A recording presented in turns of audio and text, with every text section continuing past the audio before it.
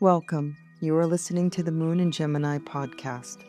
I'm your witch in residence, April Edwards. Each fire festival is a threshold, and today we arrive at one together. Today we come to Litha, the summer solstice, midsummer, the longest day of the year. The moment when the sun reaches the height of its northern journey and for a brief time appears to stand still. The land is no longer waking, it is fully awake.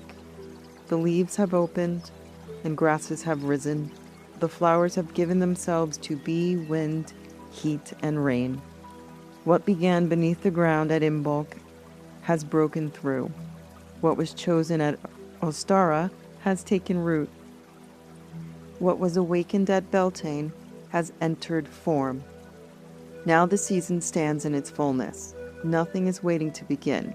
Life is already happening. And yet hidden inside this height of light, the turning has already begun. From this day forward, the daylight slowly diminishes. The sun reaches its crown and then begins its descent. This is the mystery of Litha. No light without end, no endless growth, but fullness at the moment it begins to change. The summer solstice arrives when the northern hemisphere reaches its greatest tilt towards the sun. This gives us the longest period of daylight and the shortest night of the year. The word solstice comes from words meaning that the sun stands still. For several days, the place where the sun rises and sets appears to pause at the edge of its movement. Then the direction changes. The pause is brief, but it matters, because the solstice is not simply the height of the solar year. It is a hinge, a moment suspended between expansion and return. Until now, the days have been lengthening, the light has been gaining ground. After this threshold, the movement reverses. At first, the change is nearly invisible. Summer continues. The heat may deepen, the fields may grow fuller, the fruit may continue to swell on the branch, but the direction has changed. The year has begun its gradual descent towards darkness. This is not tragedy, it is rhythm. The wheel does not treat darkness as failure. It does not ask the sun to remain at its height forever.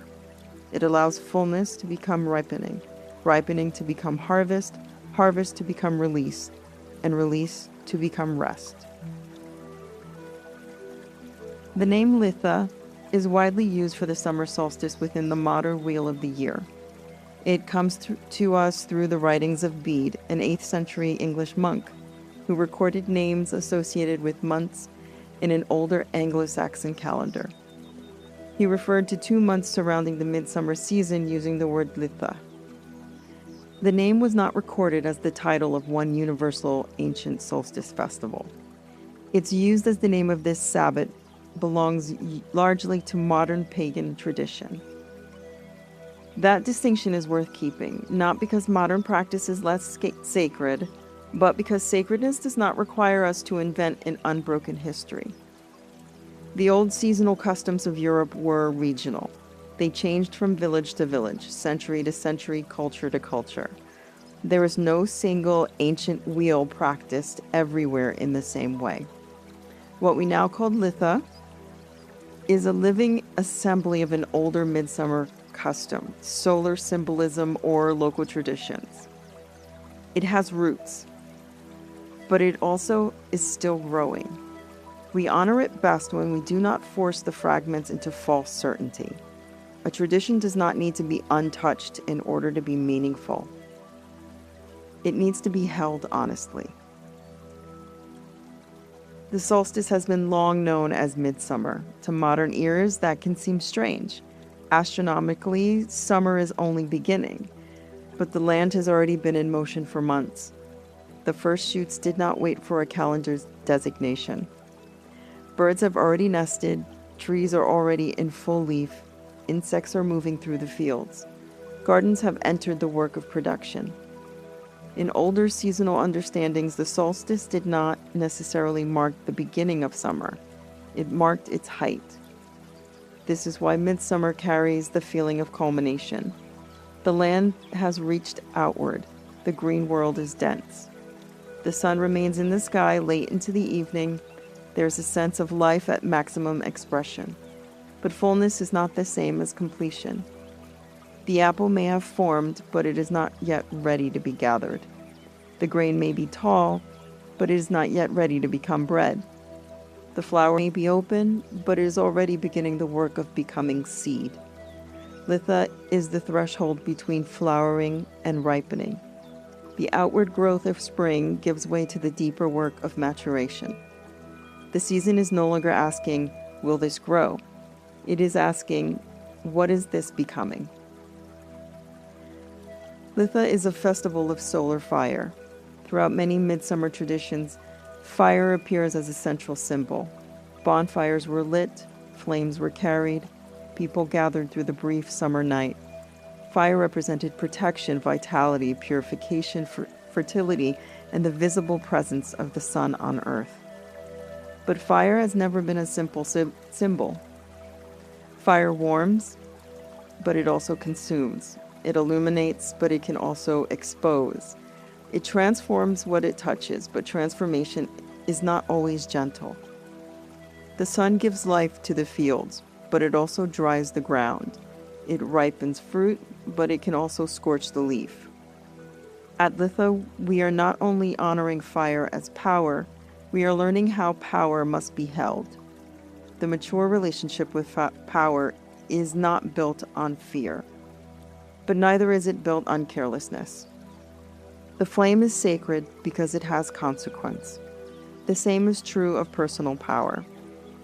Power is not proved by how much force we can exert. It is revealed by what becomes possible because we are present.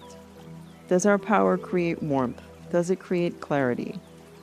Does it give others permission to become more fully themselves? Or does it demand attention, submission, and constant response? The immature son asks to be worshipped. The mature son nourishes life without requiring life to praise it. There is another element present in this threshold. The sun enters Cancer at the summer solstice. The great solar festival arrives through a water sign. This matters. Cancer is cardinal water. It rules protection, nourishment, memory, family, home, ancestry, and belonging. At the height of the light, the zodiac turns towards the vessel that must contain it. Fire awakens, water sustains. Fire gives momentum, water gives continuity. Fire reveals what is possible. Water asks whether what has been revealed can survive. Without the sun, life cannot rise. Without water, nothing that rises can remain alive. Litha is therefore not simply a celebration of radiance. It is the marriage of radiance and care. The fire may tell us what we want, but water determines whether we have created the emotional and material conditions to hold it. This is the deeper teaching of the sun entering Cancer. At the height of outward light, we are called back towards the interior, towards home, toward the body, toward the places where life is fed when no one is watching. The oak is often associated with midsummer. It is a tree of endurance, strength, longevity, shelter. Its branches reach out into the light, while its roots hold deeply within the earth. The oak does not represent speed, it represents sustained growth. Growth strong enough to become habitat. A mature oak does not exist only for itself. It shelters birds, feeds insects, holds soil, creates shade, supports an entire living community. This is one image of solar maturity, not individual brilliance without relationship, but strength that creates refuge. The oak asks us what our growth supports. What can live beneath the shelter of what we have built? Who becomes safer because we have learned to stand firmly? Who becomes freer because our power is no longer dependent on their diminishment? Strength that exists only to prove itself is brittle. Strength that can shelter life has become wisdom. Find a place where you can sit without needing to move for a few minutes. You may sit outside beneath the sun. You may sit indoors near a window. You do not need direct sunlight. The light does not need to touch your skin for you to know that it is there. Let your hands rest naturally. Close your eyes if that feels comfortable, or soften your gaze. Take a slow, long, deep breath in and let it leave without force. Again, a long, slow breath in and let it leave without force. Breathing in and breathing out. Allow your body to arrive where it is already. Notice the points of contact beneath you: the chair, the ground, the floor. Notice the weight of the body being held. You do not need to hold yourself completely. The earth is already participating.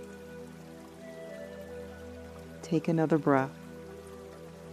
Imagine the long day surrounding you, the sun at the height of its journey, the world beneath it open and visible, leaves turning toward light, water warming, stone holding heat, fields moving in the wind.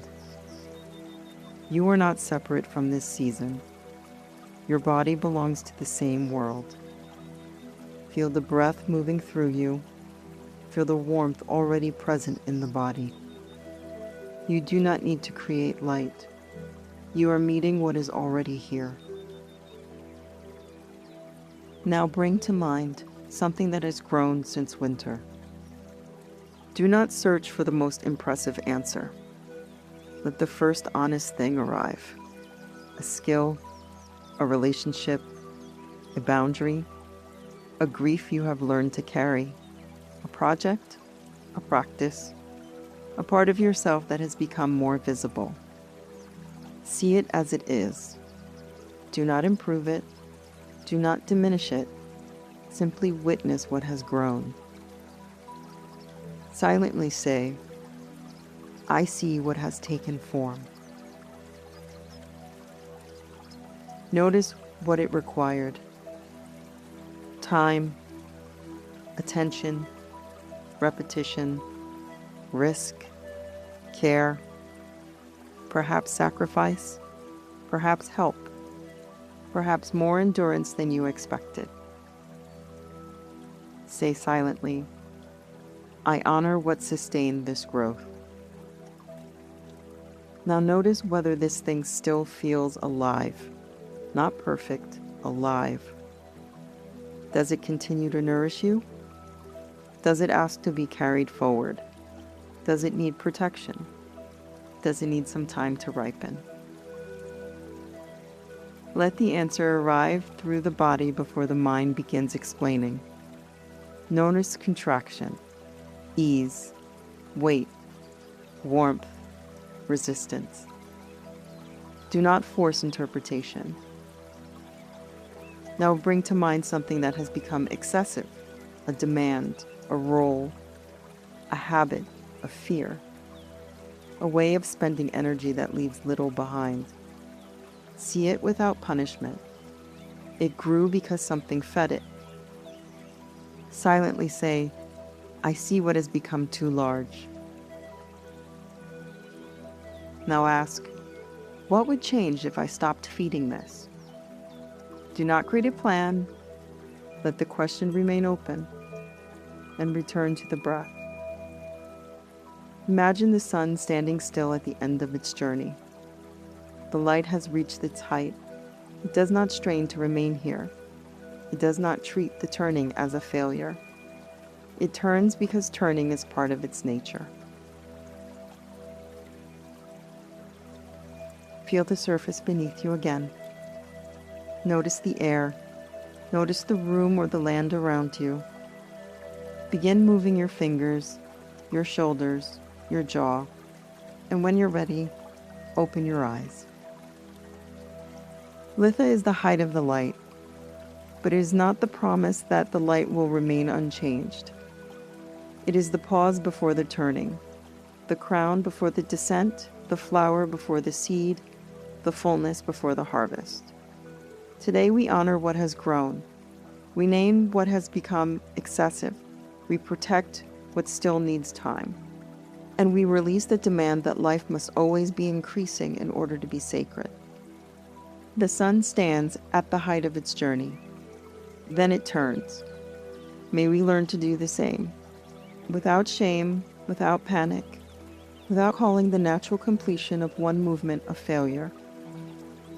Each quarter day is a threshold, and today we have arrived at one together. This work grows through word of mouth.